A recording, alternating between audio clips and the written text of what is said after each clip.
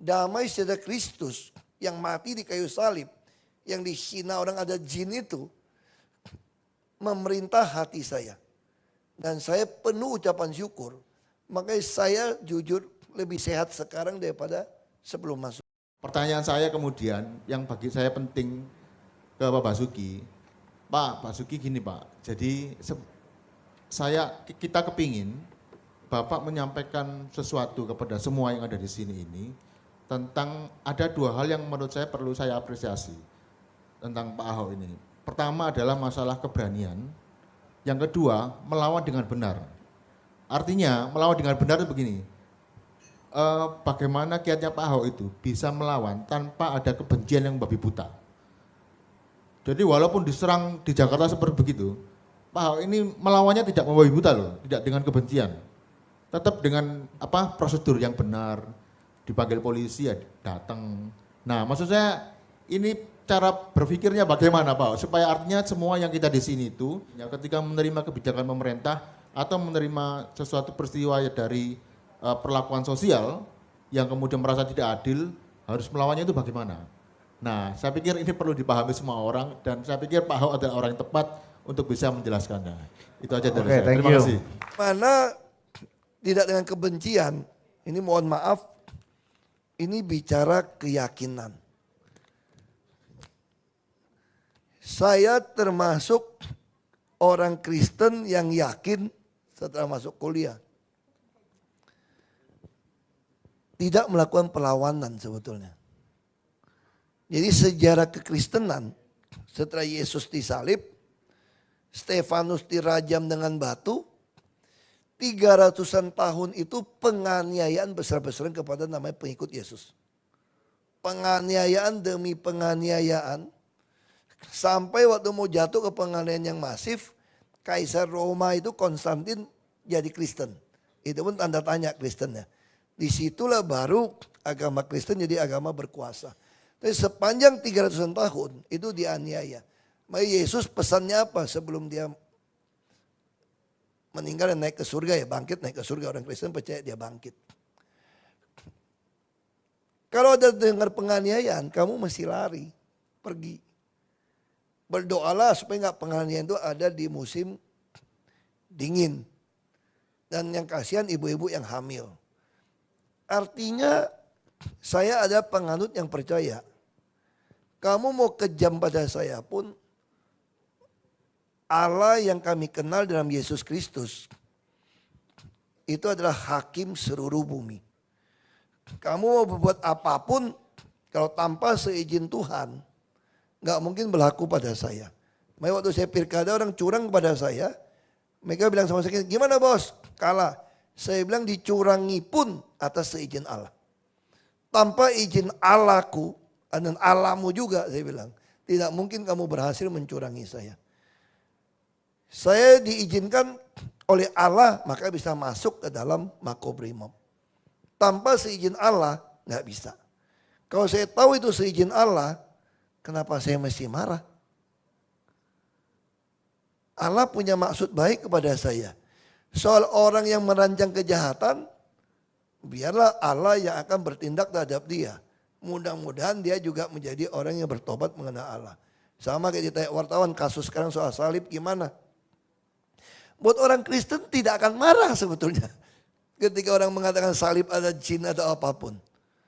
Toh dia sedang berhadapan dengan Allah. Dan bagi iman saya, Allah saya itu Allah yang hidup. Allah yang sudah bangkit dari mati. Dia bisa berbuat apa saja. Dunia diciptakan dari dia. Jadi saya tidak. Nah, ini soal keyakinan saya. Jadi kalau ada orang nyakitin saya, ya bisa kita emosi ya. Tapi saya begitu pulang, saya hanya berdoa saja ngadu sama Tuhan. Dia begitu sama saya. Kalau Tuhan mau menghukum dia, makanya saya dalam menjawab di pengadilan. Kalau kalian menjolimi saya, maka Allah akan mempermalukan kalian satu persatu. Dan itu ternyata Allah lakukan. Dan saya punya pengalaman orang yang ngerjain saya, dari saya berpolitik, dari yang stroke sampai mati banyak. Saya bisa hitung orang-orang itu. Makanya bagi saya pembalasan itu adalah haknya Allah, bukan saya. Saya tinggal ngadu saja. Jadi kalau ada orang mengatakan saya gini, lu mana bisa jadi presiden, Nok? Ya udah, aku cuma ngomong saja.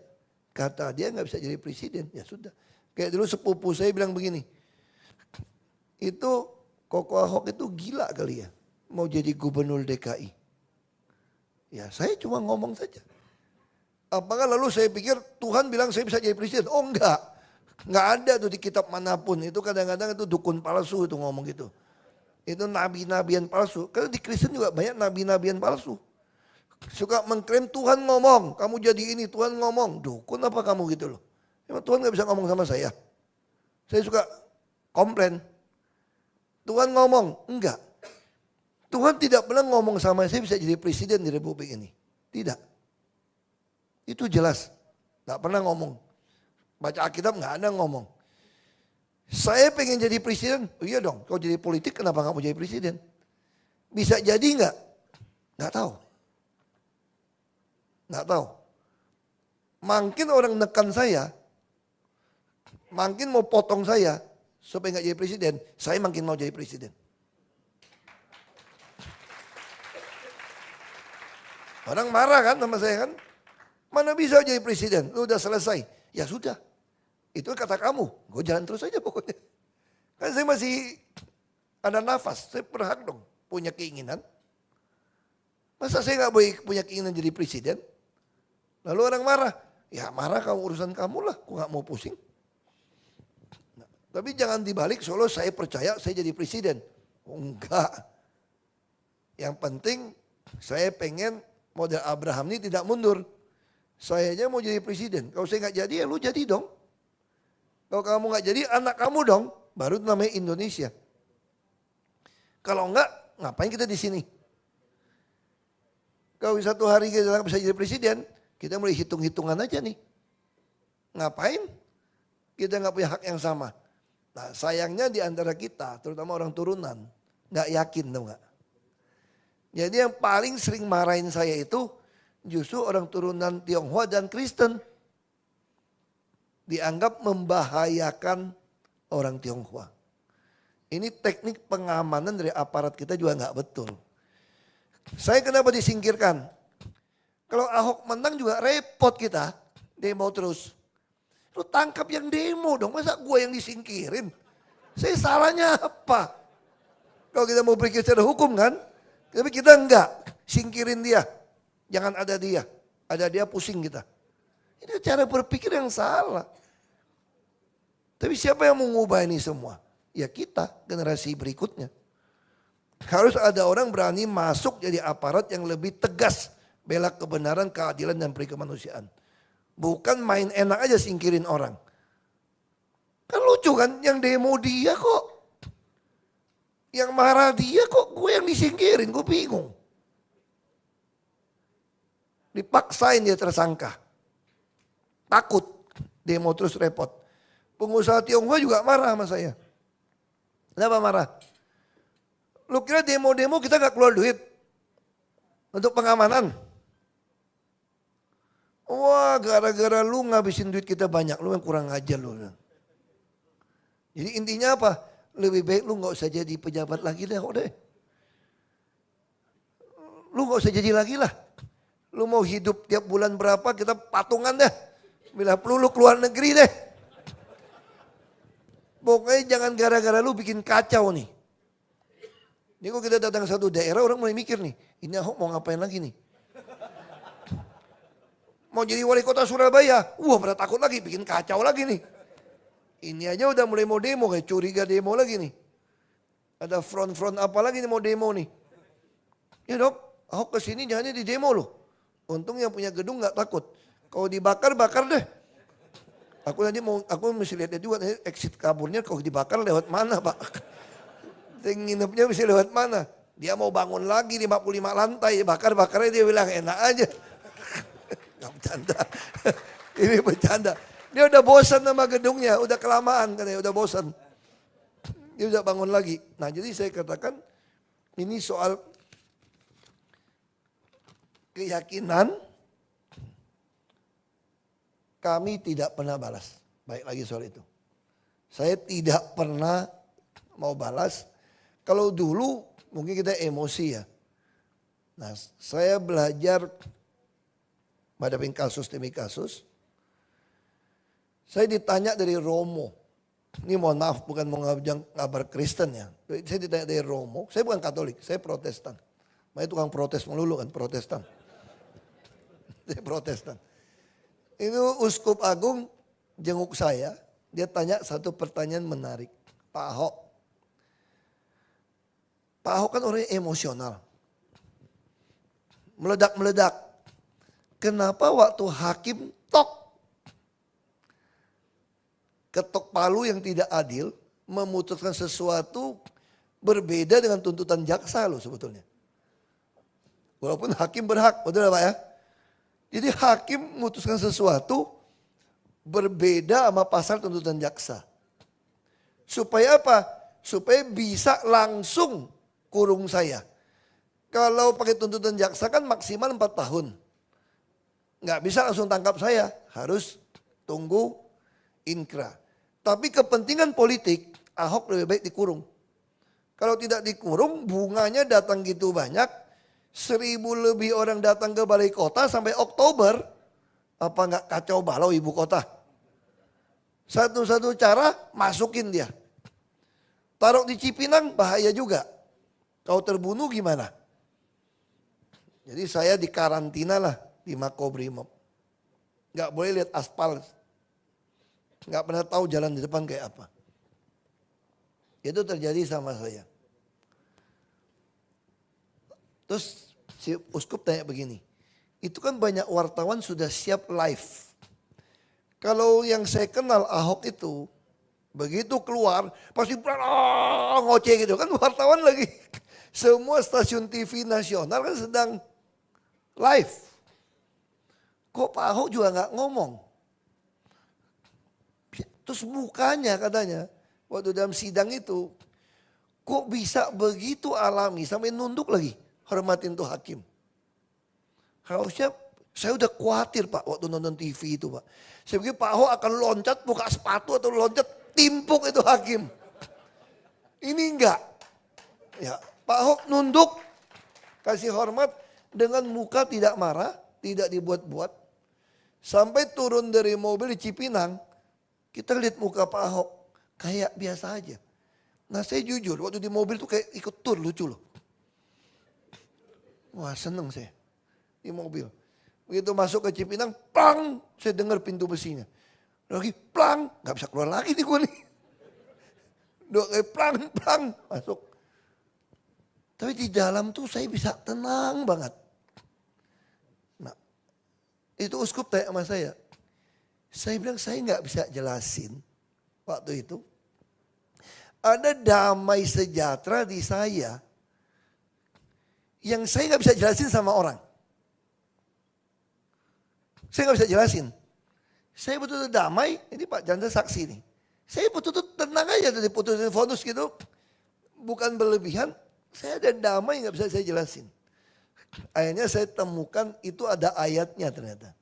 Di Filipi 4 ayat 7. Dan kamu akan mengalami damai sejahtera Allah yang melampaui segala akal pikiran manusia. Damai sejahtera Allah ini akan memelihara hati dan pikiranmu dalam Kristus Yesus. Artinya apa? Anugerah. Jadi Allah saya mengizinkan ini terjadi pada saya. Dia juga memberikan anugerah damai sejahtera pada saya saat itu. Ini anugerah. Makanya saya bisa langsung melihat ke sejarah 500 tahun yang lalu ketika kaum reformator dibakar hidup-hidup oleh putusan gereja juga. Mereka bisa sambil dibakar sambil nyanyi himne dukung satu dengan yang lain. Itu yang membuat John Calvin seorang pengacara jadi bertobat menjadi teolog Kristen Calvinis. Karena dia melihat orang dibakar ini punya damai sejahtera. Lalu kita masuk ke dalam Alkitab, saya cerita sama uskup itu. Ketika Stefanus ditimpuk, mau mati, dia nggak marah, dia malah berdiri. Minta Tuhan terima rohnya dia. Kalau kita balik ke Yesus sendiri, Orang Kristen percaya Yesus itu adalah 100% manusia, 100% Allah. Jadi firman Tuhan jadi manusia itu Yesus. Ketika Yesus disalib, Roh Allah meninggalkan dia. Harusnya secara psikologi dia teriak. Dia teriak, Allah Allah mengapa engkau tinggalkan aku? Secara psikologi Yesus harusnya maki-maki orang, teriak-teriak. Tapi dia gitu tenang. Saya yakin ini adalah anugerah damai sejahtera Allah pada dia. Itu yang saya alamin. Jadi saya percaya kalau Allah mengizinkan seorang jadi martir, ditembak pun, dihukum pancung pun, dia pasti punya damai sejahtera itu. Asal itu dari Allah. Dan dia tahu Allah nggak pernah salah. Ini anugerah. Lalu yang kedua saya bilang, ini memang usaha kita. Usaha kita ada di mana? Ini Kolose 3 ayat 15. Kalau usaha itu begini mulainya. Hendaklah, kembali kita mesti lakukan nih. Hendaklah damai sejahtera Kristus memerintah hatimu. Sebagaimana kamu dipanggil menjadi satu tubuh dan bersyukurlah. Ini kita lakukan.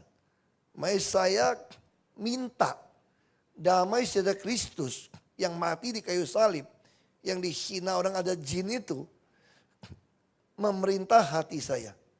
Dan saya penuh ucapan syukur. Makanya saya jujur lebih sehat sekarang daripada sebelum masuk. Badan saya lebih berisi sekarang daripada dulu. Kenapa? Kita sehari bisa push up 200 kali sama polisi iseng. Sekarang aja udah malas. Di dalam tahanan tuh sehari 24 jam push up 200 kali. Itu langsung gede tuh. Badan kita langsung gede semua. Jadi saya bilang itu yang saya alamin. Jadi kalau Bapak tanya, kenapa bisa, cara gimana? Saya bilang ini anugerah dan usaha. Saya percaya ketika Allah mengizinkan sesuatu terjadi dan kita bisa bersyukur menerima itu, tahu ini adalah kehendak Allah, pasti kita akan mendapatkan damai.